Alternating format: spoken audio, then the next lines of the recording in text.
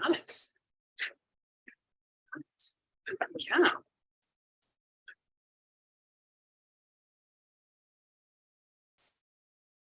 Yeah. Hi. Right. Hello. All right. Gotcha. Yeah. We have it. And hello. It's me, Jennifer Stenhouse from Little Metal Foxes and Stenhouse Studio, where I am now. Um, we've got lots of fun stuff coming up tonight. Chris is going to be joining us live from Tucson from the Gem and Mineral Show that's going on right now until the 12th, I believe, down in Arizona, in Tucson. So, hooray. So he'll be joining us here in just a few minutes. I just wanted to share with you some of my gemstones and some of the pieces that I work with. I work with a lot of mixed media pieces as well as just gemstones and rare minerals. So I wanted to share some of my findings and odds and ends with you. And Chris is going to talk a little bit about his experience down in Tucson. So he'll be with us in just a minute. So I've got that going on. In the meantime, let me tell you, there is all kinds of fun stuff coming up here. We've got, let me see if I've got this here. We've got on the schedule coming up tomorrow night, February 8th, 2023. For those of you that don't know, here it is. They've gotten kind of mushed up lately. So alternative stone setting, adding gold bezels. So we're going to be doing some gold bezels on pieces. Ways to do that with gold alloys, gold fill to add a little color to your pieces. So that's coming up tomorrow night, Pacific time at 6:30 to 8:30, and doing little demos and answering questions on that. Also, I'm glad Chris is going to be joining us because on February 11th, Saturday, we are going to be doing the introduction to the hammer hand piece and the line punch forge graver adapter. So I'll be doing that, doing some demos and showing you what it can do. Not just the handpiece, but the tool itself. There's all kinds of ways to use it for texture as well as engraving. So we've got that coming up. And same day, granulation part 2 with Julia Lowther. And Julia is amazing at doing granulation. She did part 1, which was doing the granules sorting, making a sorting container and a sieve, which is really kind of cool. But this coming, okay, Chris is working on it. He'll be here shortly. So, but we've got the granulations part 2, and it's going to be doing the firing and setting up your designs with the granulation. So that's coming up. Also, next week on Wednesday, we'll be doing the alternative stone setting marquee bezel cups. And they're like little pita cups for marquee stones. So I'll be doing that next week. And then our very favorite person, Michelle Lier, is going to be doing her filigree class with the Lion Punch Forge stencils, the soldering stencils, which have amazing applications. But she's going to be showing you all how to do like a frameless filigree, which is really cool. So that's what she designed these for, and worked in collaboration with Lion Punch Forge to get these titanium solder frames put together. And then the following week, we've got Intro to Glass Clay for Jewelry coming up with Helen Cowart. And the glass clay is amazing. If you haven't seen those pictures, it's like precious metal clay, but it's glass. And it's jewelry scale, so it's really cool. Easy to sort of fire and bake the same way that you would precious metal clay. But instead of clay, it's fused glass. So it's really beautiful stuff. Also, too, we've got Kelly Weback coming back. She is in Germany, is going to be teaching how to use your sketchbook as a tool for your jewelry design, which is really important. It's funny because a lot of us don't, I use it so much, and I have so many sketchbooks around, it doesn't, I don't even think about it anymore because it's just part of my integrated process of what I do. And I love the fact that I can pull out a sketchbook, doodle an idea, take some notes, jot some stuff down, jam some stuff in there, tape stuff down, and use that to help me um, get out some ideas to create some new work. And so, yeah, so anyway, that's coming up. I would highly recommend it. We've also got fancy stone bezels coming up on the 22nd. But in the meantime, I think we've got Chris about to join us here. So let's see if he's coming in. Yay! We'll get him joining us here in just a second and tell us how things are going down in Tucson, Arizona. So here we go. I have been down to Tucson. It's been a while since I've been. And if you haven't had a chance or don't know what the Tucson Gem and Mineral Show is, it is one of the largest gem and mineral shows in the world. And people come from all over the world to, oh, here it comes. Here we go. To display, sell, do demos. It's a huge gathering of people that are doing metals and jewelry and stones. There's fossils and all kinds of stuff. So let's see if we can get Chris in here. See who we've got coming in. There he is. And, let's see. Got our gallery there. Let's see. Where is he? And I'm going to take a look at, here we go, at our screen here. And there you go. There you are. Okay. So hello. Okay. And let's see. So welcome everyone. There we are. Alrighty. So if you have any questions for me or Chris, please feel free to pop them into the chat there, and so we can answer your questions. And if you have anything that you want to share, please don't hesitate there. Let's see. Chris, where are you? Can't see you. And where'd he go? All right. Oh, I think I lost him. Oops. Yep, lost him. He was signing in. But, all right. There we go. All right. Well, anyway, so with the sketchbooking class, here we go. There he is. Admit him. There we go. Come on in, Chris. Here we go. All right. I believe he's connecting now. What? Where are you? Get in here, buddy. And Knife Spot. Well, hello, Knife Spot. How are you? I hope you're having a great evening. We are always happy to see people from our knife community. And the knife community is a really wonderful sort of subsection or adjacent section to our metalsmithing and jewelry. And they do some beautiful work over there. So always like to see those guys. And where is Mr. Christopher? Christopher's missing. All right. Looks like we had him. He keeps popping out. Let's see what he's going to say. There's an issue on my entry orders. Let's see. I did you.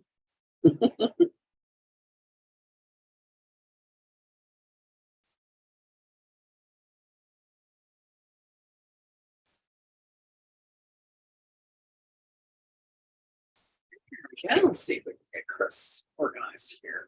Just a second. Oops. Yeah. Coming in the room. Okay.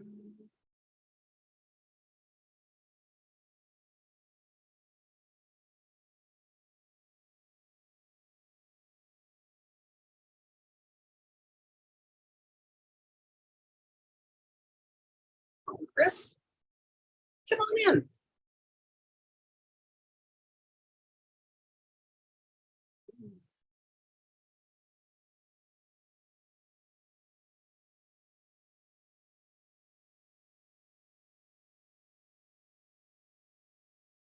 And let's see, get you back in here. All right.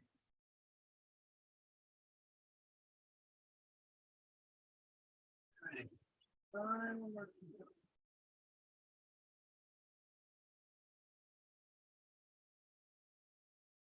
There he is. Okay. All right. There we go. Awesome.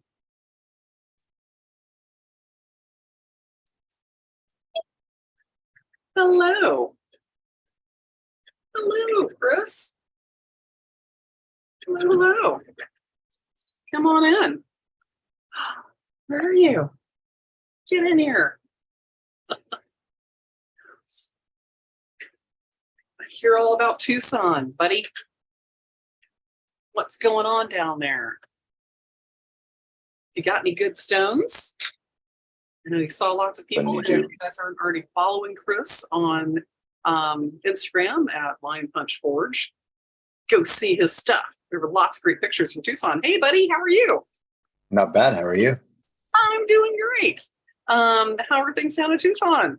Not bad. I'm trying to get my audio all fixed up so that you're actually in my ear. Hang on real fast. Go, you're kind of warbly there. Okay. There you go. You froze. Oh, there you are. Hi. Hi. How's it going? Yeah, I think the blur in the background and maybe slowing down your speed. But 'cause I know it does that. But yeah, you're frozen again. There we go. Yeah. Give me just a second. Oh, where'd he go? I'm back again. There you are. You're back. Yeah, I'm gonna see. This is doing some weird stuff. Okay.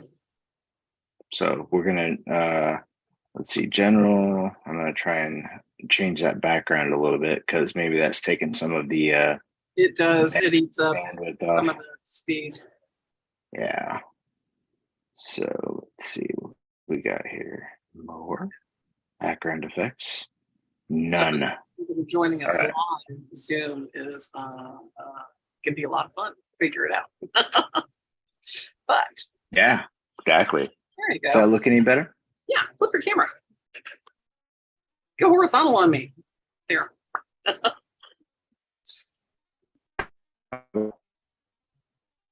Ah, there you are. Yeah. Awesome. Yeah. I'm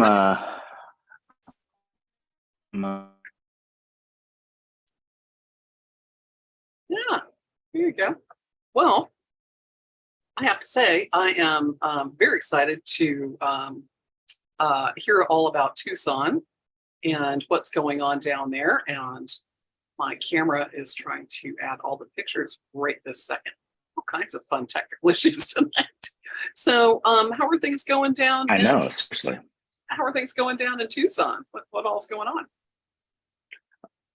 So today I ended up walking around my last show for the day. Mm-hmm. I ended up hanging out with Lucy Walker for a little bit. In fact, Cool. all day. We She's we awesome. hung out and walked around some gem shows, and I helped her buy stuff that she probably didn't need. But Well, yeah. I Just having didn't permission get to a do that, right? yeah, and so now I'm just gonna sit in the corner. Okay. Much nicer that way. But so it was a lot of fun. So for those of you who don't know, I was running the Pepe Tools booth for them down here. I came into town last Wednesday, no, 2 Wednesdays ago, and I've been running their show from that Saturday to this last Saturday, and then that show ended, and then I've just been kind of moseying around, looking at some stuff. I didn't do a whole lot of buying this year. Really? Well, you've got a lot of stones. I do. So I do. that probably is wise. So, A lot of it for me this year was networking, and right. so it was a lot of that kind of thing. Right. and meeting people and hanging out, and Right. I had dinner with the director of Snag. Very nice. Yeah, and then I ended up got asked whether or not I wanted to join the board at Snag. Really? Yeah. Nice. Don't know whether or not that'll happen, but Yeah. It's a lot of work. it is a lot of work. Yeah, it's a And lot of work. I know several people, including my friend Mickey, who was, I think she was on the board a long time ago, and Victoria Lansford and her husband were also on the board too. So I mean, Chris may still be on the board. I know they're trying to figure out where my camera's at on this new phone, so excuse my fingers. I can see you. Yeah, you can see me. So a lot of that kind of stuff and that kind of thing. And it just, for somebody who likes to go to bed at about 7 or 8 o'clock, it makes for a very long time, plus Right. jet lag and all that other stuff. So so I was just saying, right as you were jumping on, that the what happens down, the question is, what happens down in Tucson stays in Tucson. That's what one of our guests said. So what I coined in Tucson was there's no measuring in Tucson. So as you're doing demos, there's no measuring in Tucson. Yeah, there's no measuring your budget in Tucson either. It's just, it's like go with a budget and extra credit cards. There are deals to be found. Oh yeah, absolutely. Well, I have to say that one of the first times, or the last time I was in Tucson was quite a while ago. But the thing that kind of blew me away was that every nook and cranny, every hotel lobby, every floor, like the lower floors of the hotel next to the convention center, all of the convention rooms, I think the fairgrounds and everything else, every spare place they have is dedicated to the gem and mineral show in Tucson. And walking into the convention center the first time was mind-blowing, because that's, first of all, a huge floor. And I entered on the mezzanine level, and as I looked out over it's like, what, 2 football fields of space or something. It's huge. At least 2 football fields. Yeah. And they're all booths full of gemstones from all over the world.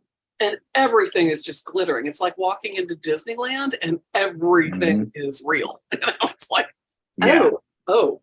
So yeah, I would have loved to have had like a suit made of like double stick tape and had like 30 minutes just to run through. Rolling in all the gems. Rolling in gems. But yeah, I mean, you've got booths that are like just blue topaz. That's it. And it's like a 10 by 10 booth that's set up for every cut, color, and size of blue topazes that you might want. And it's like pastry cases, or it's a booth set up that's just Brazilian gemstones, or just emeralds, or just agates. And there was like a whole room that was just pearls. And I was just like, oh my God, it's just overwhelming. It really is. And it's good to go down with somebody, I think, the first time. It is. So you have some friends there and kind of have somebody that can kind of guide you to where things are, because there's a lot to see. Or loan you money. Yeah, exactly. Friends to show you around and loan you money and encourage you to buy more stuff. Yeah, that's what everybody needs in Tucson. Besides places to stay. Exactly. How far in advance would you recommend? Because I know a lot of the rooms fill up really early. In fact, some of them are already booking like now for next year, right? Yeah. So I would recommend, if you're gonna plan a trip to Tucson, at least try and get your room in advance 6 months prior to you actually making the trip. Mm-hmm. The other thing is if you're going to rent a car, make that plans at least 2 months in advance, because so my rental car for 2 weeks cost me $1,600. Mm-hmm. And there are other ways around. You could stay in an Airbnb downtown and just Uber everywhere. That's an Yeah. option. Yeah. But since I'm working at shows and I'm having to go get supplies and stuff like that, it just makes more sense for me to have a car. Yeah. It cost me $1,600, but I got the rental, probably 3 months ago. And I had the rental guy quote me what it would be if I rented it today. And it was almost double, if not triple, what it would be if I hadn't have made those plans ahead of the reserve car ahead of time. Yeah. Right. So, same thing with hotels. Yeah. Hotels will occasionally up their rates if you don't have a reservation ahead of time, Yeah. or not even have rooms at all. Yeah. A lot of the, I know the Airbnbs actually are really good. I know a few people that have used those for Tucson, so that they've got like one person maybe, sort of renting the Airbnb, and they may have people coming and going that week. But they've got sort of a base of operation that they can kind of, make dinner and share stuff at the end of the day and share the cost of the Airbnb. And, everybody's got a place to crash. Exactly. And possibly a pool, so it's kind of nice to find those kinds of places. There are a lot of those downtown. There's also a lot of good public transportation, from what I understand, around the downtown area as well. Yeah. So if your Airbnb is downtown and there's like an building of condos, that is pretty much all Airbnbs. Right. Yeah. And so all these condos just have people cycling through, and the downtown area has trolley cars and all that kind of stuff. Especially during Tucson, you have a large amount of people from Phoenix that are Uber drivers actually staying in Tucson to work as Uber drivers for Tucson. Wow. So, I mean, really it does boost the economy in all different kind of realms and fields, whether it's transportation or restaurants or any of that kind of stuff. It really does boost the economy. Yeah, absolutely. I would definitely, Tucson, if you have a chance to get down to that area anyway, it's absolutely spectacular. And then you've got also Quartzsite that comes up right after this as well, right? Quartzsite's happening at the same time. At the same time. Quartzsite tends to be more associated, but they last longer. And it's more of a gem mineral show, right? It's not so much like the sparkly gems. Yeah, so Quartzsite is more or less based along mineral specimens and lapidary material for like slabs and that kind of thing. It's less of the jewelry industry hub. It's more it's more hobbyist centric. Right. One of my favorite things is the African market, and a lot of people get over there just to sort of like it's such a sensory experience. It's just beautiful. I went there today. Did you? Yeah, there was people speaking Swahili. Just like you're walking, you literally feel like you're walking into a different country just because of all the difference in the languages and mannerisms and. And I've got a friend of mine got a piece of it's mud cloth, so it's this like beautiful indigo dyed scarf that is one of my favorite things from there. And it's just like this beautiful indigo hand woven material that's like just beautiful and recycled and just beat up, and it's just it's gorgeous. So there were a couple of Indian dealers there this year at the African market, which was fun because they were selling old jewelry, like the decorative, loud, clinky, kind of really fun stuff. Right. And it was fun to be able to pick those up and look at them, because I'm able to look at them and go, that's a loop and loop chain. I see how they constructed that. That's like a basic wire work that's done in such a way to make it look more elegant and more extravagant, but it's actually a pretty simple wire work. Cool. And so a lot of those pieces people don't realize, like for the bracelets and things like that, you go into the places that they're making those, and most of them are like little family operations. They're working on the floor. They're not, and as well as a lot of jewelers in Africa, they're working on the floor, and they have their table and their anvil and all that stuff like on a little stump, but they're sitting on the ground working mostly. And you've got people sitting there setting stones and pulling things through like a old bumper that may be set up so that they can pull down wire to the gauge that they need, and turning their filigree by hand. And then grandma's over there with a Coke bottle forming her bracelet on the Coke bottle. But they, you use what you've got around you. And there's so much that's so beautiful about that I think we forget how what we do started and how elegant and beautiful things can be when you have a lifetime of craftsmanship, and whether it's yours and families, generational experience, exactly. Lucy and I were walking around looking at some of the stuff, the African village stuff, and just oogling at how intricate it can be, yet made in such a simple comparative to what we are used to, studio space. Right.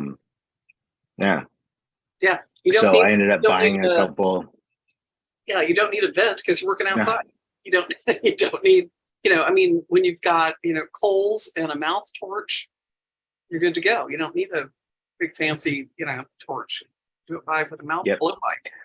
So I bought 2 sculptures for my daughters that were hand carved from beeswax, set in clay, hardened and fired so the beeswax would melt out, and then poured in bronze. Oh, lovely. So the sculptures themselves smell like beeswax still. That's so and cool. he hand carves each one of them. So each one is a little bit different, although he tries to remake the design over and over again. So just stuff like that. I got to meet the artist. I met one painter there that would, so I was looking at his paintings. Lucy and I were both like just oogling over them because they're fantastic. They have this like beautiful movement associated with them. And I asked him, I was like, what is your medium? It looks like acrylic and pastel. And he goes, I use acrylic and pastel, but some of the pigments I hand grind myself. Like this is, clay, and this is volcanic rock, and this is, whatever that. And he said that a lot of the pigments that he makes specifically come from places that have a big meaning to his heart. So not only that, and then his canvases, he has his canvas that he uses, but he throws his canvas out in the yard to get this weathered patina so that the sun bakes it and the dust gets on it, and it rains on the canvases and all that stuff before he uses them, because he wants that earthy kind of very natural looking weathered patina. But his paintings are fantastic. Oh, that's amazing. Well, Lucy is amazing. She lives in Malaysia, correct? Yeah. And she has a really wonderful practice that she has classes that you can sign up for subscriptions, and has an amazing studio. And she's an amazing artist as well. So shout out to Lucy. Absolutely 100% as genuine as she seems in person, or on film as she is in person. It's like there's difference. She's generous, she's kind, very, very nice person. And that's always so great to hear. Sometimes you don't know. Sometimes you don't know when you see exactly on YouTube or on the videos, and that's really nice to know. I had no doubt, though. You never know. It's absolutely charming. Yeah. Well, cool. I didn't either. This is my first time here, but well, listen, I wanted to talk a little bit tonight about picking out your gemstones. And I know you have picked out quite a lot of gemstones and have quite a lot that you have online that you sell. And tell me a little bit about your collection. Even more not listed. I know, you got rooms full. But tell me a little bit about the collection that you've got and how you got those, so that people know where they came from. So lot of the ones that I've purchased and have on from old states. Um, I bought a warehouse in India that had stuff in storage since the 1950s. It was a good price on the whole lot. Oops, you're dropping out there a little bit. Gemstones that Hang on, was hang on, you're dropping out just a little bit. Yeah, try that again. So I lost you at vintage. so. Oh, sorry about that. Let me try and like sit somewhere where I'm not having to move around. Okay. I'll sit on the bed because it's got a good white background and Here all you that. go. Okay. So I will I'll buy vintage estates. The one of the big ones that I bought was a warehouse in India that was in storage since 1950. Right. All the stuff was cut prior to that, Mm, and buying out old places that have shut down. The quality of the stuff can really depend upon who you're buying it from and where it came from. mhm. Some of the stuff is very much like art jewelry, like 1980s, early 90s, like Goldstone and adventuring and that kind of stuff. But Right. Right. there are deals to be had. I have a contact that I met here in Tucson this year that has, she said she has about 20,000 carats of stuff that she's collected over the years. Um, and she doesn't collect gems anymore. She collects beads Oh, and wants to sell her gems. So oh, I nice. have her number to be able to call and maybe purchase her estate. Right. Well, I know I got But some I of the, mean, the more, yeah, I got some of the aquamarine beads from you that are from what, the yeah, 60s, that's from 50s the or something? warehouse in India. From when? Yeah. How old are they? Those were from the that warehouse in India. Oh, They're yeah. probably early 60s, late 50s, but that was part of that Indian estate. Yeah. And they are spectacular. They're some of the But prettiest. they're fantastic quality. Yeah. So yeah, I think one of the things that I appreciate about that is that the stones are um they're older. You're, like digging them out of not the ground, but out of warehouses that they've been sitting in for 50 years or however long, or people's collections. Um, and I really love that. I think there's something really wonderful about finding those old stones, especially when the quality of a lot of that stuff was just superior. A lot of pearls, especially, are um, Yeah. were superior for a lot of reasons too. But when you're picking out stones, and this is what I wanted to get to, when Yeah. you're picking out stones for your stuff, what is it that you look for? So a lot of the stuff, are we going to focus centric upon faceted, or are we going to do cabochons, or are we going to do a little bit of both?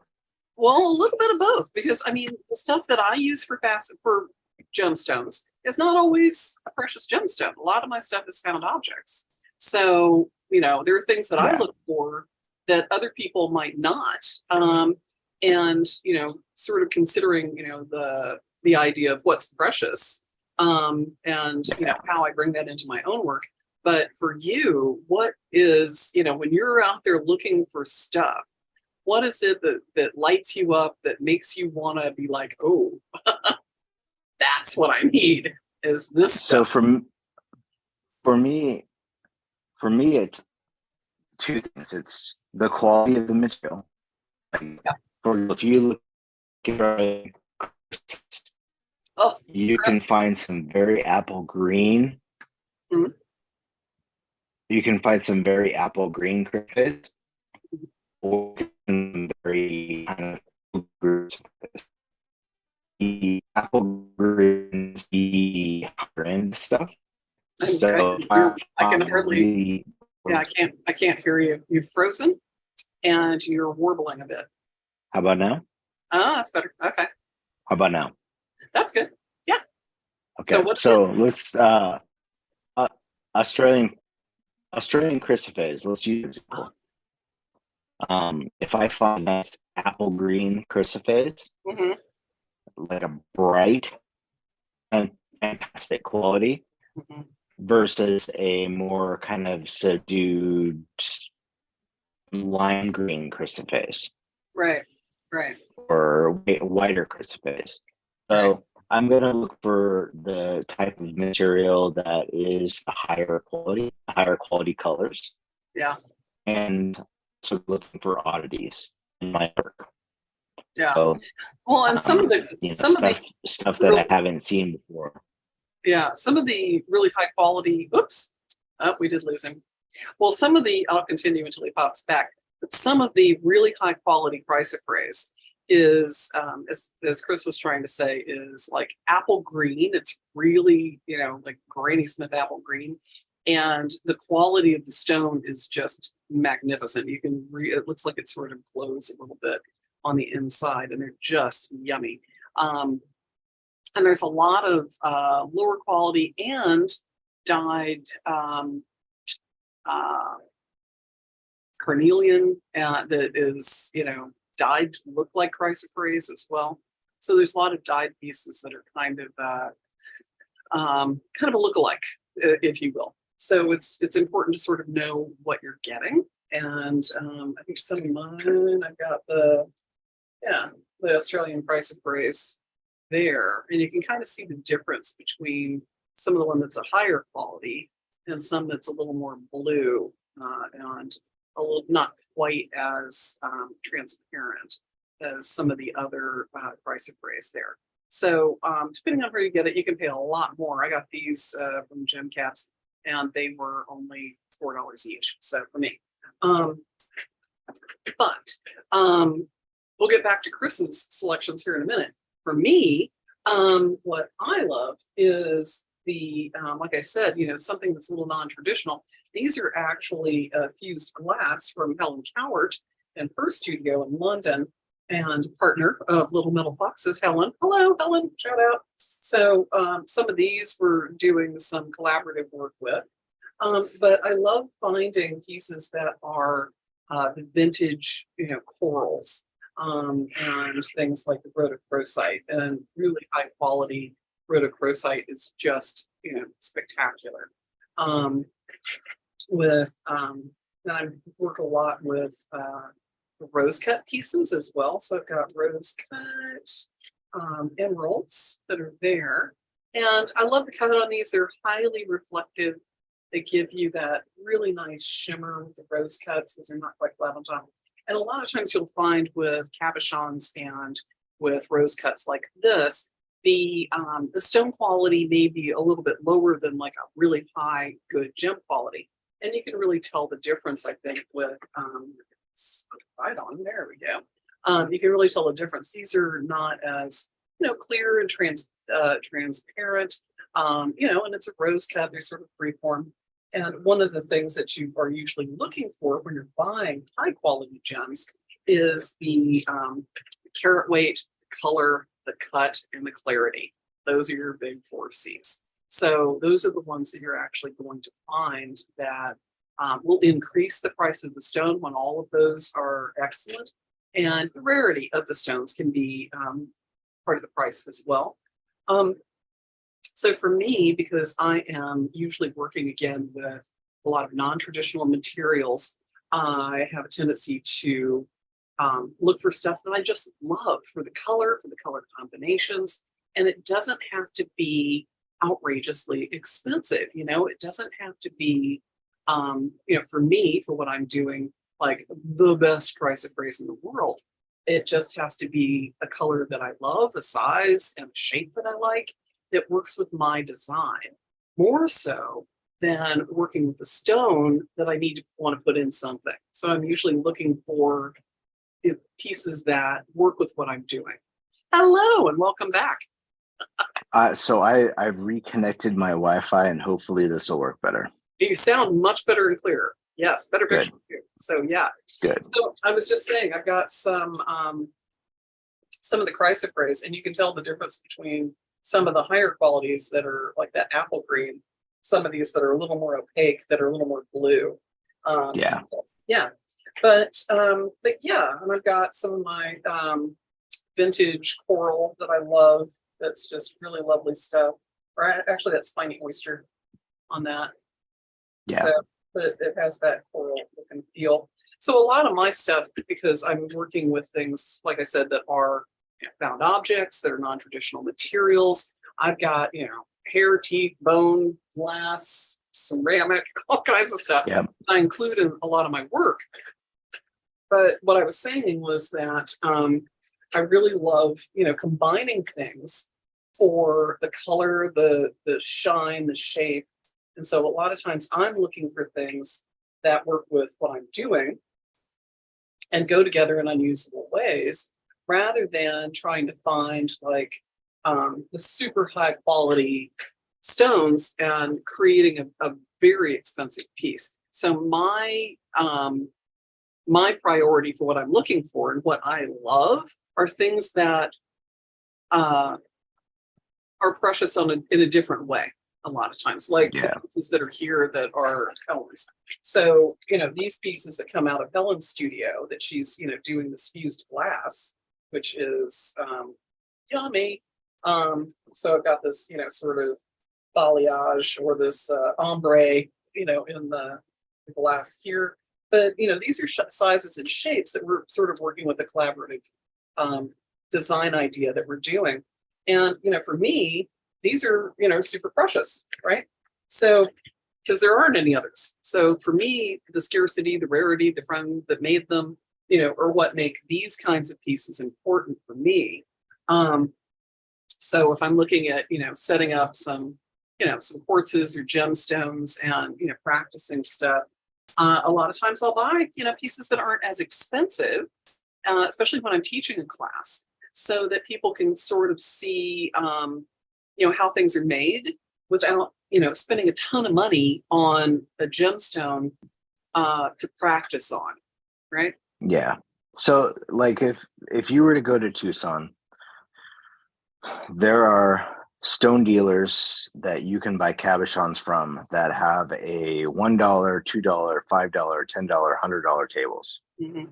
So you can just carry around a tray and fill it up with $1 cabs all day long, and they're not bad quality. They're good quality. Right. So one thing to think about when you're learning, especially, is you can buy quality stuff that is durable and able for you to use and set and make mistakes. Blah, blah. Desert sneeze. But a lot of the time, you can find all these fun things that aren't necessarily that expensive, that will provide you with an excellent look at things, even when it comes to composite materials. So spiny oyster and turquoise composite. Right. A lot of that stuff looks fantastic. People love it. So if you ever go to Tucson and you look around, don't buy stuff at the first show you go to.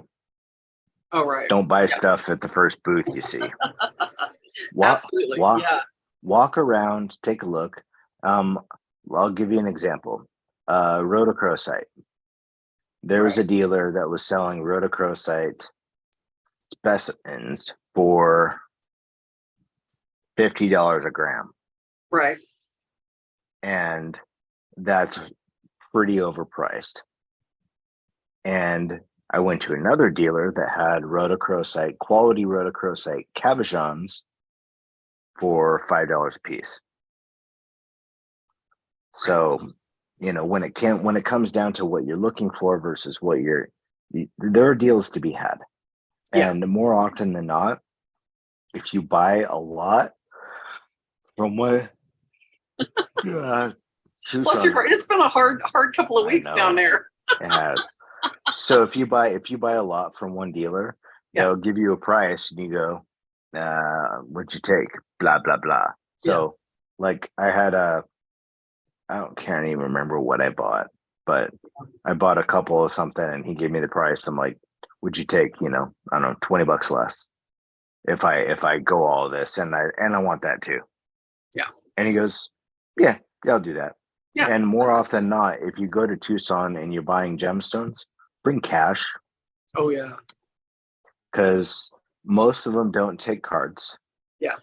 And the majority of people who are selling stuff in Tucson want to be able to take that cash and go back to whatever their country they're from and have that cash because apparently there's a you don't necessarily have to declare cash Right. in certain ways because you're not transferring it to bank accounts overseas. And Yeah. anyway, so when I look for stuff, I look for oddities and I look for quality. Right. Um, there are certain things that get more hot and are less hot than certain other things. This year, composites were pretty large on the table. Wow. Yeah. Interesting. They weren't high priced, but there was a lot more composites this year than I've seen in the past. Huh. There are some other newer materials that are relatively high priced, like the lattice sunstone stuff. Yeah. Yeah. Well, and a couple of the things I know that seem like they've like really sort of hit some popularity lately is like kyanite. And kyanite to me is just, it's like fluorite. It doesn't seem like a very expensive stone. It's got a lot of shimmer and sparkle, but it's not a very hard stone. And No. it does come in some fun colors. And I know a lot of people are, when they're looking at stones and they're like, oh, this is great. Look at the color on this. And it's so inexpensive. And then they try and set it and it's so soft, it easily scratches, with a burnisher as they're sort of pushing down a prong or, whatever. But it's good to know when you go down there or when you're looking for stones in general, kind of to have a list of what you're looking for. And if you see stuff you like, make note of it, especially in some place like Tucson, where you can, go back to different vendors, get an idea of what it was, like, jot it down on something or, make a note on your phone or whatever. But I always get their cards and attach like a post-it to it so I know what it was and how much it was. And that way, if I'm going to other booths and sort of working around the show, those people are usually going to be in town for several days and you can go back, and get the thing that you want. Unless, of course, it's, one of a kind, lapidary cut piece. But yeah, I think in general, I think a lot of people have a hard time, especially if they don't have access to something like Tucson, where everybody, is packed in and it's expensive. So for options for people who don't have access like that, finding somebody that you can trust, that that you're getting a fair deal, a good quality, sometimes takes a little bit of work and research and practice, I think. Because there's a lot of stuff out there that is, it took me, I was looking, like on Etsy, for example, I was looking at something and I was like, my God, that seems like too good a deal to be right. And I started deep diving into like the information that they have on the pieces. And then I realized, because it kept saying quartz. And I'm like, I don't think that's quartz. Because it was like all kinds of different colors. I'm like, it may be a dyed quartz, but that doesn't look like quartz. And it ended up, as I continued reading and sort of researching in the translation, because I don't think English was the first language, that it was actually glass. And so I'm gonna flip my camera here real fast. I'll show you some stuff. Okay. Yeah. I'm not exactly sure how to do that on Zoom. Yeah. But I would suggest, if you see something you like and it's something that is affordable and you want to sort of test it out or, see how long it takes to get something, if you're getting something from India or New York or LA or wherever, test it out. I got some pink sapphire from India and I was like, this is too good to be true. And I got it and I was like, oh my God, it's beautiful. So what you got, sapphires? London blue topaz. London blue topaz. Oh, pretty. Those are beautiful. Yeah. I got a smoking deal on these. These are 6x4. Yeah. And then I have a bunch of 6 mils, Mm, somewhere there. lovely. There's a lot more. There's a lot more underneath the foam, and then you'll find stuff like this.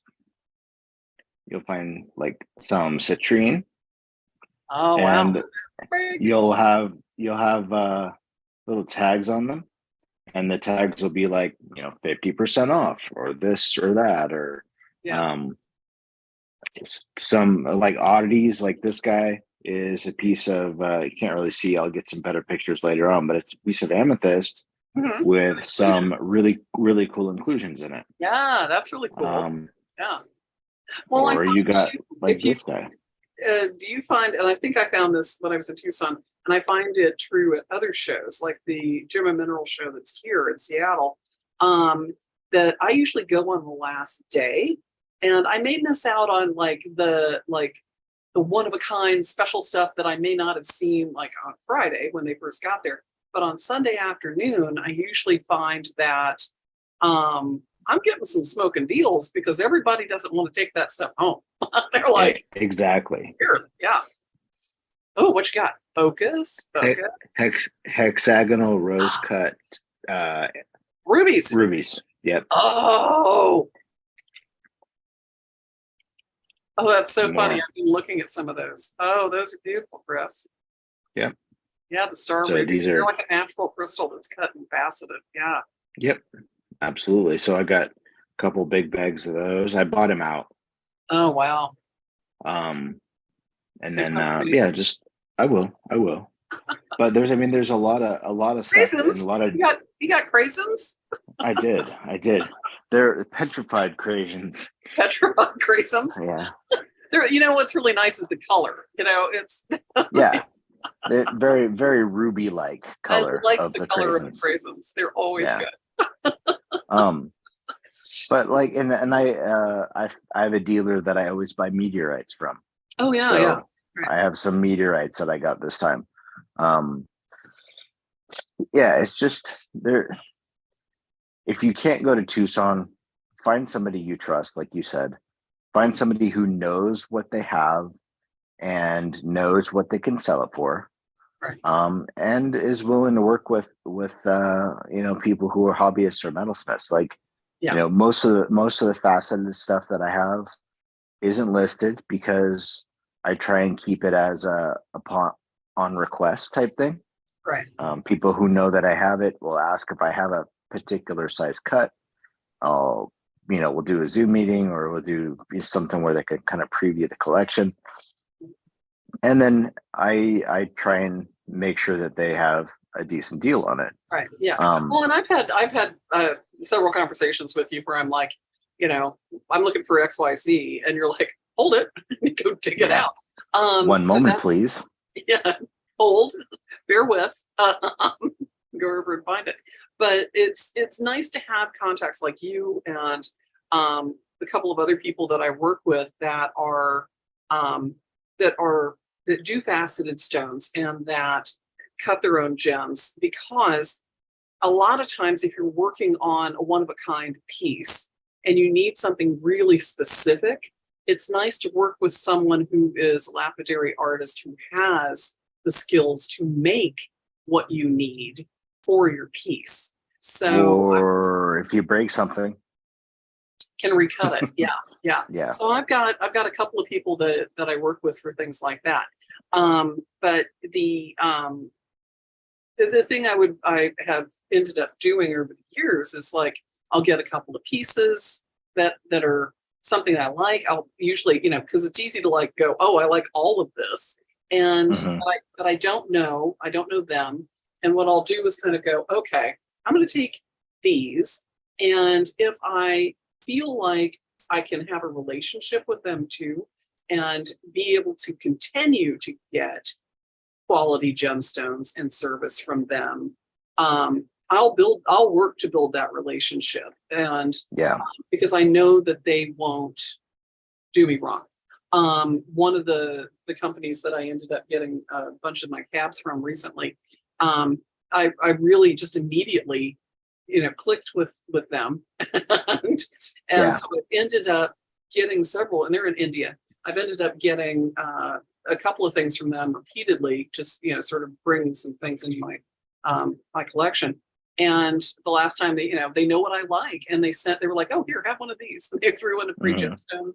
And so it's nice to have, people that you're kind of like, that know what you're looking for and are like, oh, by the way, did you see these? Because, Yeah. I've got more of that. And it's really helpful because a lot of times, if you're just looking online and you don't know what they've got, like you said, if you've got stuff behind, the window, people don't know. And sometimes they don't know to ask. And I think it's really important once you sort of establish that kind of relationship. It's like, what is your shipping policy? Can you do things on memo? Yeah. And it's nice to sort of, like I said, build that relationship so you can do things like that. One of the guys that I work with that has some beautiful faceted stones that he does. I had a commission that I was working on. And I was a little dubious about this customer, but they wanted certain things in particular. They wanted it to be like this starburst with, some really bright stones. And he was nice enough for me to, like, he was in town. I borrowed some stones from him so I could show the customer and pick some things out. And by the time we finished, his future fiance was like, no. He had designed this whole ring. And I was like, have you talked to her about what she wants? And he was like, I'm going to surprise her. And I'm like, don't do it. Don't do it. Don't do it, buddy. Don't. Nope. That's I'm taking you with me and we're picking something out that you want to wear, not what I think you want to wear. Yeah, it's hard, especially when you want to surprise somebody with something special. Or get to know them. Yeah. Well, they had been dating for not too terribly long, but he had this really like this starburst, like a sunburst, not like diamonds, but like colored gemstones and spiky. And I'm like, And she's a doctor. I'm like, okay. No. So this is not an everyday ring. Yeah. But yeah, I fortunately was able to send them back to him. And I was like, thanks. Because if I had bought all those gemstones, I would have been stuck, because so being able to do that on memo was really helpful. Yeah, no, that's absolutely 100%. I've done that with Michelle, and I've sent her stuff, and I'm like, when she's working out a new design and she's looking for a stone to be able to work perfectly for it, I'll send her the stones, and I'm like, just pay me when the piece sells. Right. So, well, and if you can, it's like, here's a selection of these, pick out what you want and send back the ones you don't with money. It's like, great, and you can usually only do that when you've got one, a credit card on memo and or a relationship that you trust, that know that that I'm going to send stuff back in a timely manner, that I'm not going to lose stuff. And if I do, I'm going to pay you promptly, and if I keep stuff, I'm going to pay you promptly. So it's a two-way relationship for a lot of stone merchants as well as metalsmiths and artists that are looking to buy these stones. And a lot of times when you're doing that, in wholesale, it's, it's good to sort of get maybe a little more than you might otherwise, if you were, but like I said, I think it's a lot of it's about the relationship, right? Yeah. So I picked up right around 40 pounds of British Columbian jade that I've shipped home already. It's a high quality stuff, and it's got there's some of it that could potentially be cat's eye jade. I don't know if you've ever seen that before, but it's fantastic. Yeah, it's beautiful. So I didn't plan on buying any rough while I was here. I was going to say, are you taking on a new hobby? Well, it's not really a new hobby. I mean, buying and cutting and making cabochons is part of what I do, and the quality of that the price and the quality of what I was able to find directly from the mine like the mine salesperson was at the show, and they had big chunks that they had on display and were selling, marked with, A grade, B grade, C grade, the weight and what that particular huge chunk cost. So I bought 2 huge chunks, and I was able to spray it with water. I was able to walk outside with it, look at it in the sun, decide that that's what I wanted to do. And when it comes to, picking out your gemstones, bring light. Oh yeah. Don't Oh yeah. don't depend on wherever you're at to light. You want to be able to see it, and ask if you can, see it in some natural light. Ask Yeah. if you can, shine some light on it. And a lot of the time when any of the gems on my website that I photograph, I only photograph gemstones in daylight. Yeah. And I only like in front of a window. Right. Because I don't want to blast them out, and I don't want to hit them with light, and I never add any kind of filter or anything like that to it. I want natural light. I want people to see what they're getting. If for some reason the photograph doesn't come and convey what that looks like to me in a realistic way, I find a new way to photograph it so it does. Yeah, I know it's hard to photograph gems because they have so many reflective surfaces, and they really come alive more so in person or in video, where you can sort of look, it sparkles. Yeah. And because sometimes it's hard to tell when you're looking at a photograph of a gemstone, like what its real size and shape is, what its true color is, because if it's going through any kind of lens into a digital format, the color can vary a good bit, and you may think, oh, that's a perfect match for what I'm doing, and then it shows up and it's way bluer or way redder than you may have thought it would be. Yeah. So yeah, it's good to know what exchange policies. the iPhone. With. The iPhone has become a fantastic photography tool. Absolutely. And especially once you learn how to use it for doing jewelry and gemstones, you can get some pretty accurate photographs of what you're seeing using the newer phones. The thing is, though, too, that, if you're looking at it on the computer or on your iPhone, if I was looking at your photograph of a gemstone, you might,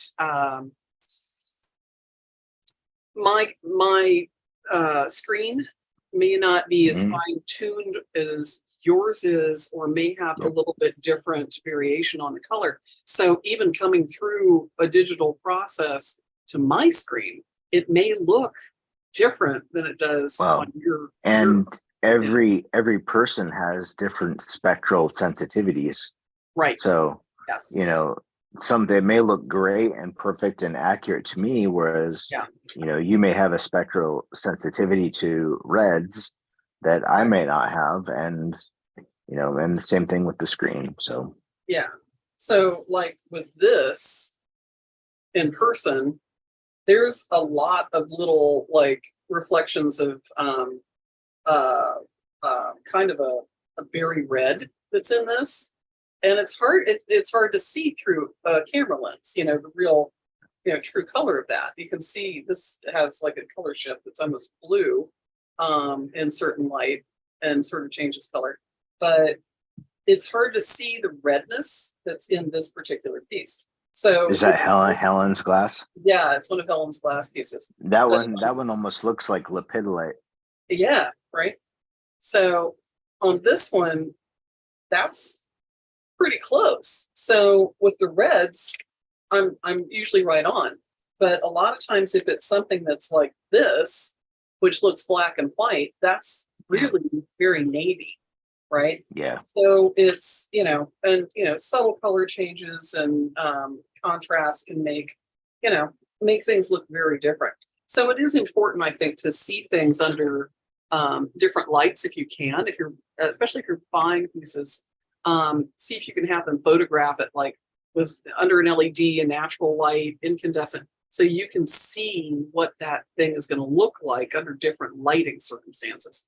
Because usually, when you're moving through the world, you're not going to see it always in one type of light. One of these, this one in particular, if I get this under fluorescent light, this changes color completely. It turns green, actual like green. And under incandescent light, it's green, and under fluorescent light, it's pink. It's like trying to see. I actually had to walk down the hall with this one and really see what it did. But That's oh, there pretty we go. cool. You sort of saw it flash green there for a second. But yeah, so some of the incandescent lights will turn it different colors. So anyway. And a lot of natural gemstones have the same thing. I mean, Alexandrite has color shift. What do they call it? Ruby during the day and emerald at night. Yeah, right. Yeah, just because the UV light differences. Ruby has a UV light sensitivity for the most part. Sometimes yes, sometimes no. Yeah. Ooh, let's see. There's TJ Bell Designs question says she's looking for serpentine hearts for earrings and a pendant. I saw some on Etsy, but they were too big. And she's waiting for her client to get back to her about what size stone they wanted. So yeah, what do you do? You know, if you know who the vendor is, if you have a good person that you're working with, sometimes you can go back to them and say, do you have it a little smaller? And especially since you got them on Etsy, you know, it's always good to go back and say, listen, I love these things, but I need a smaller size. Do you have any that aren't listed, or can you get some that aren't listed? And a lot can of you times cut some? Yeah. And a lot of times they're like, oh yeah, sure. You know, so yeah, TJ, check and see. See what they say. And Wendy said, nice. Jade. Hi, Wendy. Oh, Wendy. Yeah. So yeah. Yeah, I mean, especially if you do understand too that if you are ordering stones from a custom cutter, sometimes they may require you to have a minimum order for that custom cut.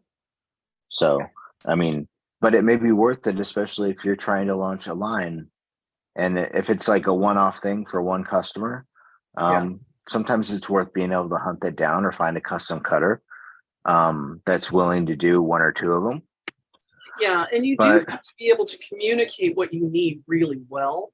Again, being able to have some communication skills and some sketching ability to sort of say, and not just like drawing. You don't want to render the stone, but you need to be able to lay it out on a piece of paper if you want something really specific. You know, with accurate dimensions. Really accurate dimensions. If it's going to fit in something, say a wax casting that you're going to be doing, and it needs to be very specific, you can have lapidary artists cut those things for you, especially if they have the piece that they can fit it into. But if you're doing a wax and they're doing the stone and trying to get those things to come together, the better you can communicate what you need, the better they're going to be able to meet your needs to get that done. So if you're like, I need it to be this big, and suddenly it shows up and it's like that big, but it's trapezoidal and it's, 2 inches thick, and you're like, no, I needed it to be, 5 millimeters.